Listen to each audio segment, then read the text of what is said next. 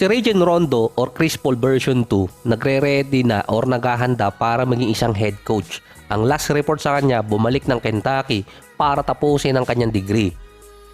Sa recent report ay nahuli si Rondo na may illegal possession ng armas at damo. Ito ay sa pagitan ng Indiana at Louisville. Nakapagpiyansa naman si Rondo at hindi pa alam kung kailan ang susunod niyang pag-appear sa korte.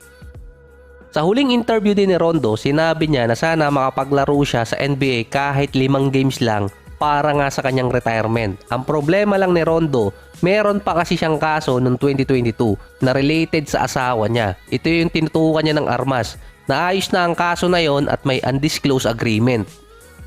Kaya si Rondo hindi pinapayagan na magkaroon ng kahit anong armas base sa naging kaso niya dati. Kaya siya nahuli noong nakaraan. Pangalawa, kapag naglaro siya sa NBA kahit isang game, may possibility masuspindi siya na halos katulad na nangyari kay Miles Bridges at kay KPJ. Dahil ang unang kaso talaga ni Rondo na regarding sa asawa niya, pasok yun sa collective bargain agreement.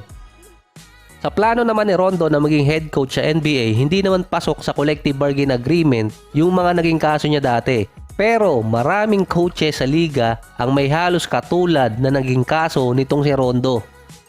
Sa January 2 naman, makakalaban ng Brooklyn Nets ang Suns. Noong mga nakaraan, sinasabi ni Kevin Durant na wag na siyang bibigyan ng tribute kapag naglaro siya doon dahil di umano wala naman siyang masyadong na-achieve sa Brooklyn at hindi naman siya nagtagal doon. Almost 4 na taon din si Kevin Durant doon, kasama na yung taon na hindi siya nakapaglaro dahil sa injury.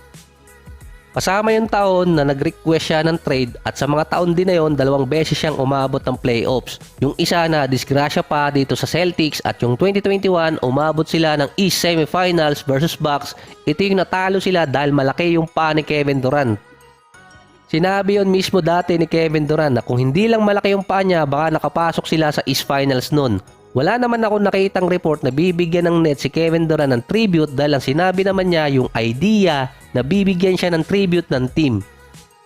Dahil nga hindi rin naman siya nagkaroon ng magandang taon sa Brooklyn. Based pa sa kakampi dati ni KD na si Cam Thomas, deserve naman ni Kevin Durant ang tribute mula sa Nets.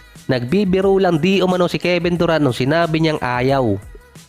Ang isang pwedeng dahilan doon kung bakit ayaw ni Kevin Durant ng video tribute mula sa Brooklyn dahil ito troll siya ng mga fans sa Twitterverse. Siya yung greatest of all time na player sa Twitterverse dahil meron siyang sinasabing mga admin at dummy account. Nakikipagsagutan siya sa mga fans nun.